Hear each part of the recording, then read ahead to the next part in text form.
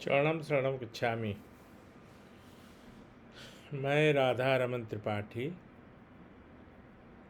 आज 23 मार्च 2026 दिन सोमवार। तो सबसे पहले 3 परमनाथ और उसके बाद आगे की चर्चा। लेकिन उसके पहले बिगुल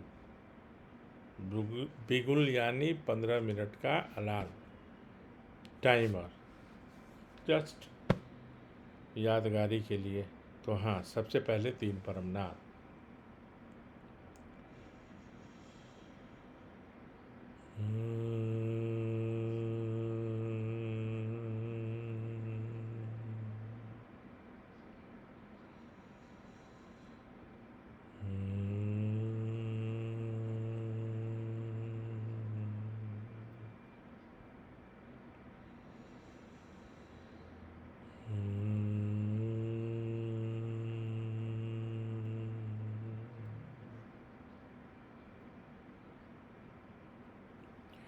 परमं शरणं गच्छामि, हंसं शरणं गच्छामि, अद्वैतं शरणं गच्छामि, आनंदम शरणं गच्छामि, चरणम शरणं गच्छामि। हे परम जी, मुझ पर कृपा करो। सिर झुकाकर परम जी को नमस्कार करता हूँ। P3Y के विरोधियों को दूर रखना। परम जी के विरोधी को दंड मिले। परम जी के बताए हुए रास्ते पर P3Y सिखाने की कोशिश हो। इच्छा पूर्ण होते ही पकड़ में कुछ रुपए परम जी को दूंगा। इच्छा पूर्ण होते ही पकड़ में कुछ नए व्यक्तियों को किसी भी माध्यम से P3Y सिखाऊंगा। मैंने अभी जस्ट एकाएक मेरे मन में आया तो मैंने ये जो वाक्य बोला, क्योंकि परम जी के विरोधी तो बहुत हो चुके हैं और रहे हैं, तो उनको दूर रखा जाए।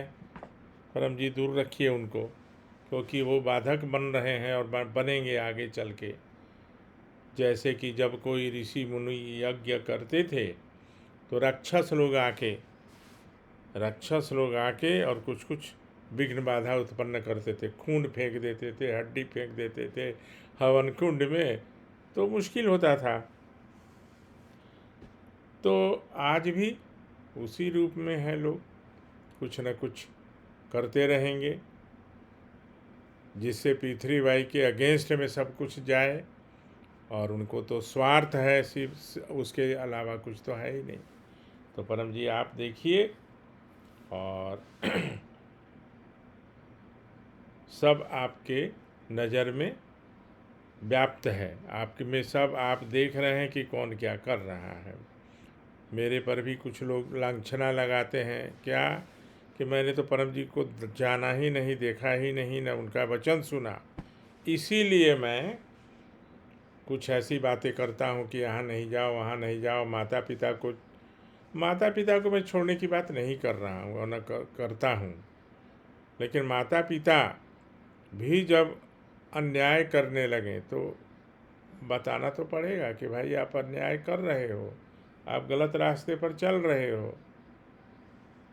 अब उसमें किसी को बुरा लगे तो कोई बात नहीं, कोई परवाह नहीं करना है ना। और P3Y मुख्य, P3Y का परम जी सर्वोपरि। परम जी को जिसने जिसने कष्ट दिया है, चाहे वो कुछ अधिकारी हैं और कुछ सांसारिक लोग, जिसमें गुजरात के तीन नहीं 4 कहिए, 4 लोग आइडेंटिफाइड हैं। वो 4 लोग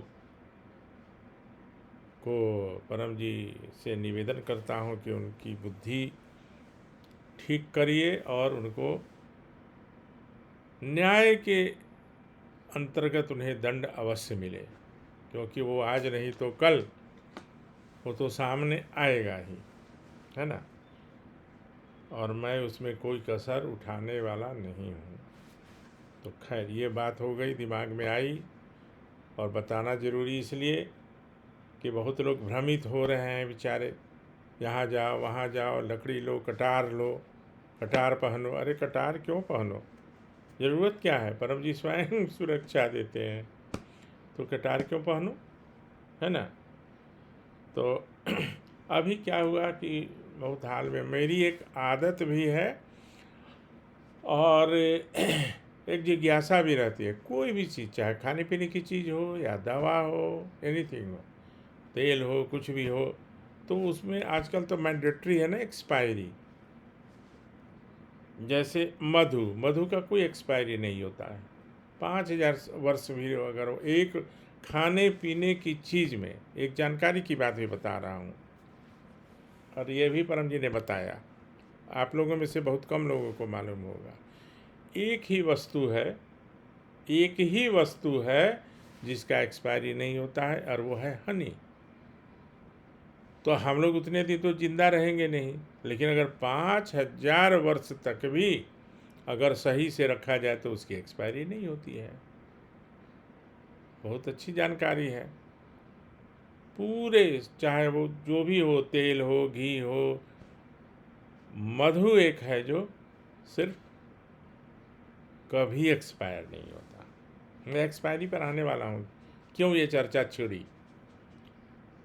और एक और बात बताई उन्होंने, वो भी मुझे मालूम नहीं था। बेल है ना, बेल का, अभी मैं कैसे उसको बताऊं, उसको वुड एप्पल बोलते हैं। तो बेल का शरबत होता है, और उसका पत्ता जो है भगवान शिव पे लोग चढ़ाते हैं, है ना। तो वो एक ऐसा फल है कि जो पक जाए और फिर आप तोड़ नहीं पाए उसको, तो वो पुनः कच्चा हो जाता है।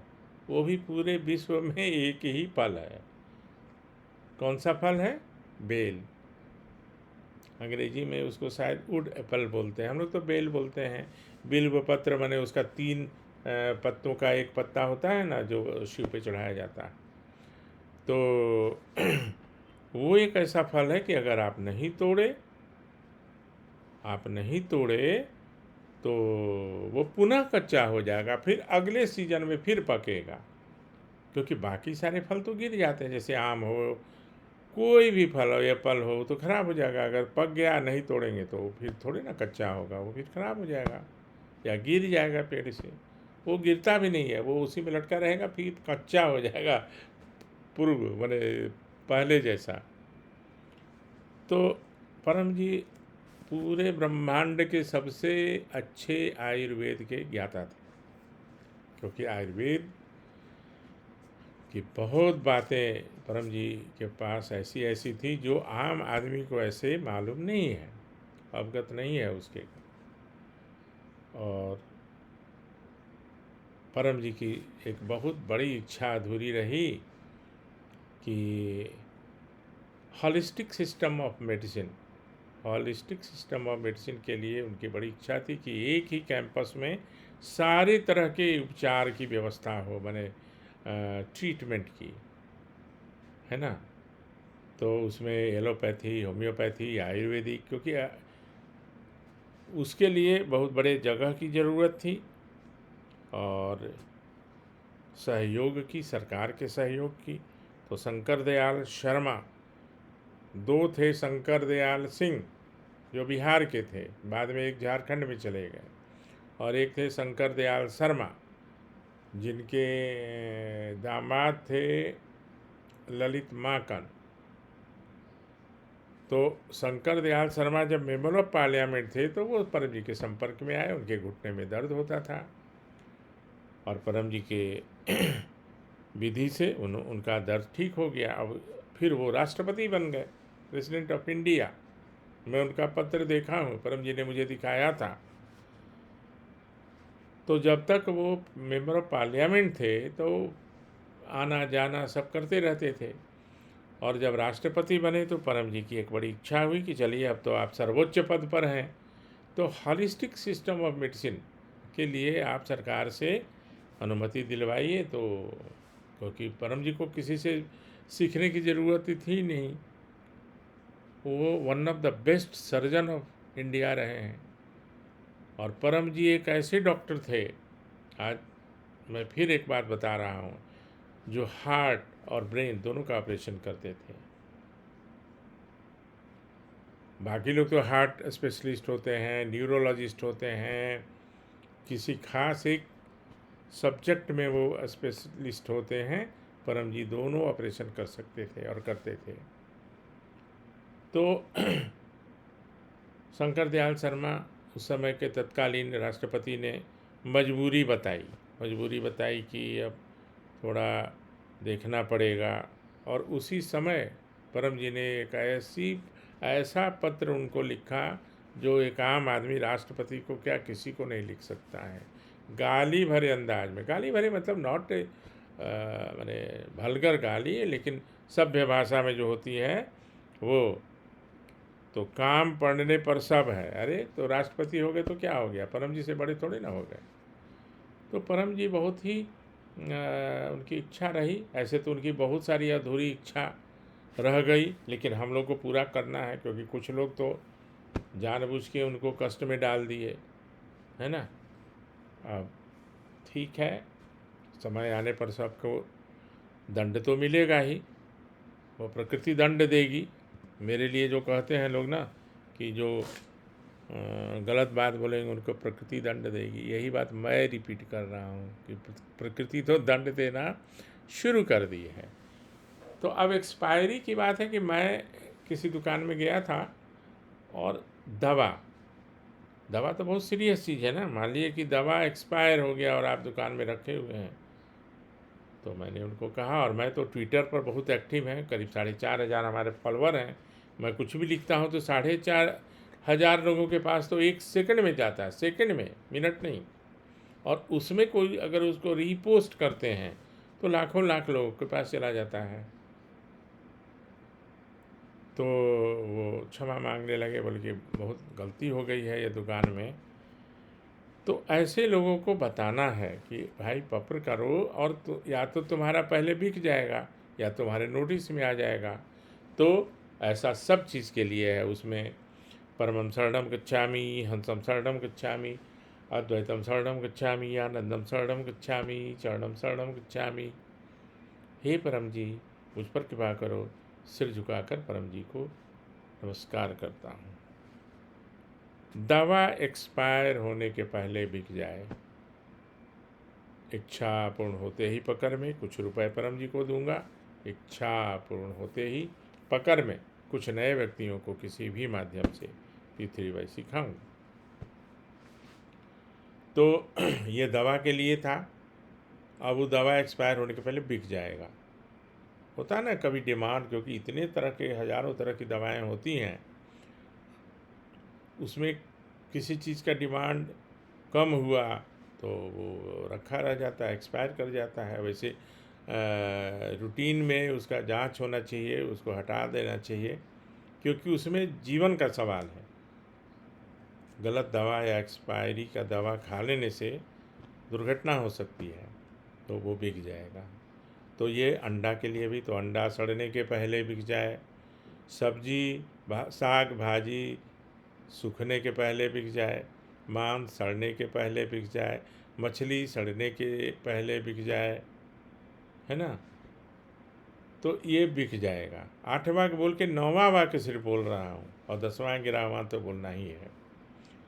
कभी कभी घर में, होटल में भी, होटल में तो खाना ज़्यादा बन गया या बना एवरेज, लेकिन उस दिन ज़्यादा ग्राहक नहीं आए, तो सुबह में ही वो होटल के मालिक को करना चाहिए 9वां वाक्य क्या, तो खाना खराब होने के पहले बिक जाए। घर में भी दही खट्टा होने के पहले बिक जाए। और घर में, अपने घर में अगर दही बनाया है तो दही खट्टा ना हो उसके पहले बिक जाए, उसके पहले कंज्यूम हो जाए। तो ये सब छोटी छोटी बातें हैं, लेकिन बहुत काम की चीज़ है। काम के मतलब रोज़ डे टू डे लाइफ में इसकी ज़रूरत पड़ते रहती है। तो पप्र के से और अनेक इच्छाएं चार छोड़कर पूरी होती हैं जो अब तक किसी भी कारण से नहीं हुई हो। सारे प्रयास करने से, पैरवी, पैसा, धन, बल, आशीर्वाद सब करने के बाद भी जो इच्छा पूरी नहीं हुई है वो हो जाती है। परम योग से मन की शांति, आध्यात्मिक अनुभव और मानसिक रोग का निवारण। जितना ज़्यादा करेंगे, जितना ज़्यादा लोगों को सिखाएंगे, उतना ज़्यादा अनुभव होगा, क्योंकि आपका तो होगा ही और उन लोगों का अनुभव आप में ऐड होता जाएगा, जुड़ता जाएगा। क्योंकि जो डॉक्टर होते हैं एक ही साथ पढ़ाई करते हैं, एक ही साथ पास करते हैं एग्ज़ाम। एक डॉक्टर रोज़ 50 लोगों को देखते हैं रोगी, एक डॉक्टर 500 लोगों को देखता है। तो ज़्यादा रोगी को देखने वाला जो डॉक्टर है उसको अनुभव ज़्यादा होता है, क्योंकि उसके पास तरह तरह के केसेज आते हैं। ये एक जनरल बात बोल रहा हूँ। 500 और 50 कोई संख्या ये नहीं है, फिक्स नहीं है, मैं जस्ट उदाहरण के लिए। अब अंतिम ये कि जगत को परिवार बनाइए और पूज्य बनिए, पाखंडी लोगों से दूर रहिए, पाखंडी माता और पाखंडी पिता। धीरे धीरे मैं सबका नाम भी उजागर करूँगा, वैसे आप लोग को पता ही है। उन लोगों से दूर इसलिए रहिए कि आपको भ्रमित कर देंगे। और एक कहावत है ना कि 100 बार जब एक झूठ को बोला जाए तो वो सच के समान हो जाता है। परम जी में ऐसा नहीं होगा। आप परम जी से निवेदन कर लीजिएगा कि परम जी मैं सच का साथ दूं और आप मुझे अपने शरण में रखिए। बस, तो इतना कहते हुए आज का ये वीडियो स्थगित करता हूँ, समाप्त नहीं करता हूँ, क्योंकि आगे भी बनने वाला है, कई 100,000 तक जाएगा, है ना। तो इतना कहते हुए आपसे विदा लेता हूँ। माउस जी हमारे इधर उधर चले जाते हैं थोड़ा, बस ठीक है। शरणम शरणम गच्छामि।